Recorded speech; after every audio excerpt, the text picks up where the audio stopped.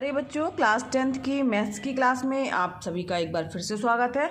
बच्चों, हम पढ़ रहे थे चैप्टर नंबर 8 त्रिकोणमिति का परिचय। तो त्रिकोणमिति का परिचय 8.3 प्रश्नावली तक के प्रश्न हम लोगों ने हल कर लिए हैं। आज हमें स्टार्ट करनी है 8.4 प्रश्नावली। तो 8.4 स्टार्ट करने से पहले बच्चों हम कुछ सर्वसमीकाओं के बारे में जानेंगे। तो सर्वसमीकाएं जो हैं वो त्रिकोणमिति अनुपात से संबंधित हैं और इसलिए जो है कोण के त्रिकोणमिति अनुपातों से संबंधित है, इसलिए इनको त्रिकोणमिति सर्वसमीकाएं कहा जाता है। तो पहली सर्वसमीका है, ये आप याद कर लीजिएगा, इंपॉर्टेंट सर्वसमीकाएं हैं बच्चों। Sine square theta plus cos square theta बराबर 1 या cos square theta plus sine square theta equal to क्या होता है 1। तो ये हमारी एक सर्वसमीका है ये, ठीक है। तो ये पहली सर्वसमीका हो गई और ये सर्वसमीका सभी मानों के लिए सत्य है। किन मानों के लिए? अगर जो थीटा का मान जो है वो 0 से बराबर हो सकता है, 0 से या 0 से बड़ा हो सकता है, ठीक है, और 90 अंश से कम होगा। तो ये इसकी एक शर्त है। समझ में आ रहा बच्चों? इसी तरीके से एक दूसरा जो है वो है 1 + tan स्क्वायर थीटा। ये तो पहला हो गया हमारा त्रिकोणमिति पहली सर्वसमीका हो गई। दूसरी सर्वसमीका है 1 + tan स्क्वायर थीटा बराबर sec स्क्वायर थीटा। ये भी आपको याद करना होगा, इम्पॉर्टेंट है ये भी। तो ये जो है इसके लिए भी सत्य है, ठीक है। तो ये 1 + tan square theta equal to क्या हो जाएगा sec स्क्वायर थीटा। तीसरा है 1 + cot स्क्वायर थीटा या cot square theta plus 1 equal to cosec square theta या 1 + cot square theta equal to cosec square theta. समझ में आया बच्चों? ये तीन सर्वसमीकाएं जो हैं वो बहुत ही इंपॉर्टेंट है, जो कि आपके कोर्स की हैं। आप इसको अच्छे से याद कर लीजिएगा। इसी पर आधारित हैं प्रश्नावली 8.4 के प्रश्न। आइए बढ़ते हैं अब हम अपने प्रश्नावली 8.4 की ओर। बच्चों, ये तीनों सर्वसमीकाएं जो हैं वो थीटा के किस मान के लिए? 0 से थीटा का मान 0 के बराबर भी हो सकता है या 0 से बड़ा होगा, किंतु वो मान जो है वो 90 के बराबर या 90 से छोटा होना चाहिए। उससे ज़्यादा होगा तो ये सर्वसमीकाएं उनके लिए लागू नहीं होंगी। तो तीनों फिर से एक बार ध्यान से सुन लीजिए बच्चों। Cos square theta plus sine square theta equal to 1। इसको आगे पीछे भी कर सकते हैं। Sine square theta plus cos square theta equal to क्या होता है 1 होता है। 1 + tan स्क्वायर थीटा बराबर sec square theta, 1 + cot square theta equal to cosec square theta. समझ में आ गई बात बच्चों? ये तीनों अच्छे से आप याद कर लीजिए कि बढ़ते हैं प्रश्नावली 8.4 की ओर। प्रश्नावली 8.4 का पहला प्रश्न है बच्चों, त्रिकोणमिति अनुपातों sin a, sec a और tan a को cot a के पदों में व्यक्त करना है। यानी sin को cot के पदों में कैसे लिखा जाएगा, sec को cot के पदों में और tan को cot के पदों में किस तरीके से लिखा जाना है, इसे हम व्यक्त करना है। आइए देखते हैं इसे कैसे हल करना है। यहाँ ध्यान दीजिए बच्चों, साइन को सबसे पहले हमें हल करना है। तो सबसे पहले जो है हम एक फार्मूला लिखेंगे साइन थीटा के लिए जो है, चूँकि हल करना है तो कॉट के पदों में करना है। तो सबसे पहले हम कॉट के लिए जो अभी हमने सूत्र पढ़ा हुआ है उसमें कॉट थीटा वाला फार्मूला कौन सा है, 1 + cot square theta equal to cosec square theta. तो ये हम लेके चलेंगे क्या, 1 + cot square theta equal to cosec square theta. समझ में आ रहा बच्चों? अब इसके बाद चूँकि अब इसके अनुसार cosec स्क्वायर थीटा बराबर क्या हो जाएगा, cosec स्क्वायर, यहाँ थीटा की जगह चूँकि a के लिए लिखा हुआ है तो हम a के लिए लेके चलेंगे। तो यहाँ पर a कर लीजिएगा, ठीक है। तो cosec a बराबर क्या हो जाएगा, तो जब हम यहाँ पे स्क्वायर है यहाँ पे अंडर रूट हो जाएगा, √1 + cot स्क्वायर a। समझ में आ रहा बच्चों? अब cosec जो है वो किसका अपोजिट होता है, साइन का अपोजिट होता है। चूँकि cosec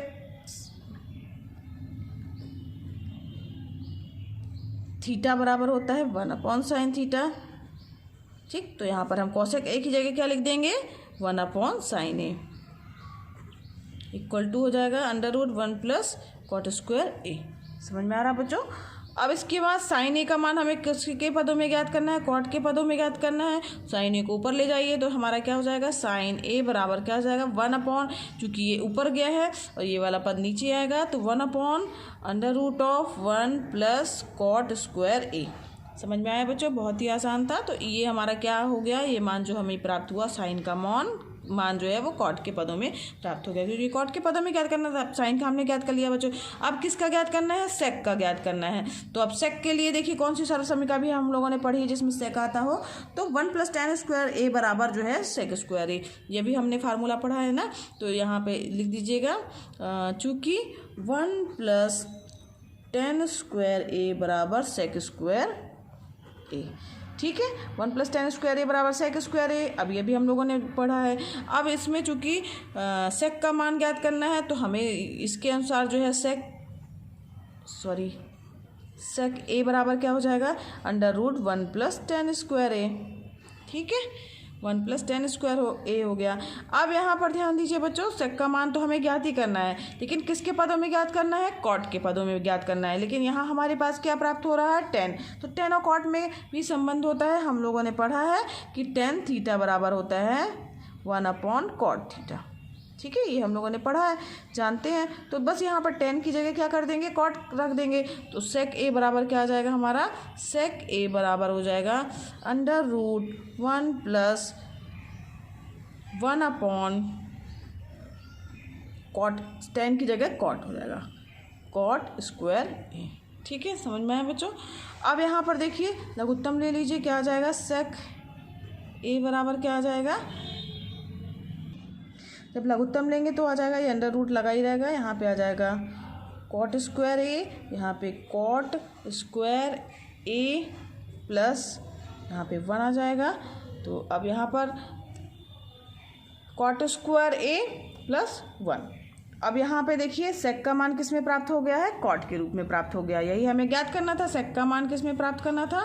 कॉट के रूप में प्राप्त करना था। तो ये हमारा हो गया। ये रूट जो है वो पूरे में लगा हुआ है। एक और आगे स्टेप कर सकते हैं, चाहे तो आप यहाँ से यहाँ तक रूट रखिए और इसको यहाँ पे कॉट स्क्वायर हटा दीजिए, या नेक्स्ट स्टेप में कर सकते हैं। ये इसी तरीके से आ जाएगा, ये बराबर आ जाएगा कॉट स्क्वायर ए प्लस 1/cot ए, ठीक है। ये आपका मान जो है वो किसका मान हो गया? सेक का मान कॉट के पदों में आ गया। समझ में आ रहा है बच्चों? तो ये हो गया। अब इसके बाद जो है हमें किसका मान ज्ञात करना है? tan का मान ज्ञात करना है। तो tan का फार्मूला आपको पता है, tan थीटा बराबर क्या होता है? 1/cot theta. तो इसका मान तो सीधे सीधे आ गया हमारे पास में, लिख दीजिएगा। चूँकि tan a बराबर होता है 1/cot ए, ठीक है। तो ये हमारे पास में tan का मान जो है वो कॉट के पदों में प्राप्त हो गया। इस प्रकार से हमारे पास जो है बच्चों तीनों मान जो हैं वो किस में प्राप्त हो गए? साइन का, सेक का और tan का मान कॉट के पदों में प्राप्त हो गया। आइए बढ़ते हैं नेक्स्ट प्रश्न की ओर। दूसरा प्रश्न है बच्चों, कोण ए के सभी त्रिकोणमितीय अनुपात को सेक के पदों में लिखिए। तो सेक के पदों में हमें सभी त्रिकोणमितीय अनुपातों को लिखना है। आइए देखते हैं इसे कैसे हल करेंगे। तो दूसरा प्रश्न है ये हमारा। अब यहाँ पर सभी जो है त्रिकोणमितीय अनुपातों को सेक के पदों में लिखना है। तो सबसे पहले जो हमारे पास फार्मूला है sign square theta plus cos square theta, या कॉस स्क्वायर ए प्लस साइन स्क्वायर ए = 1, ठीक है। तो ये हमारे पास एक फार्मूला है। अब यहाँ इसके अनुसार साइन स्क्वायर ए बराबर क्या हो जाएगा? 1 - कॉस स्क्वायर ए, ठीक है। ए चूँकि लेके चल रहे हैं क्योंकि कोण ए की बात की जा रही है। तो अब यहाँ पर साइन स्क्वायर ए बराबर क्या हो गया? 1 - कॉस को क्या लिख सकते हैं? 1/sec थीटा के बराबर होता है, तो सेक स्क्वायर ए हो गया। क्यों? क्योंकि कॉस स्क्वायर या कॉस ए बराबर होता है 1/sec ए। कॉस जो है वो उसका अपोजिट है 1/sec, ठीक है। कॉस 1/sec के बराबर होता है। अब यहाँ पर साइन स्क्वायर ए बराबर क्या आ जाएगा? यहाँ पे लघुत्तम ले लीजिए, ये सेक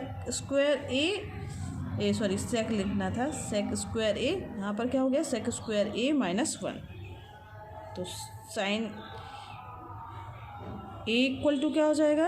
अंडर रूट आ जाएगा पूरे में, सेक स्क्वायर ए -1/sec स्क्वायर ए, ठीक है। अब ये किसके बराबर हो जाएगा? अब यहाँ पे रूट, यहाँ पे स्क्वायर है बच्चों, यहाँ पे रूट का निशान लगा हुआ है, तो ये हटेगा। तो साइन ए बराबर क्या हो जाएगा?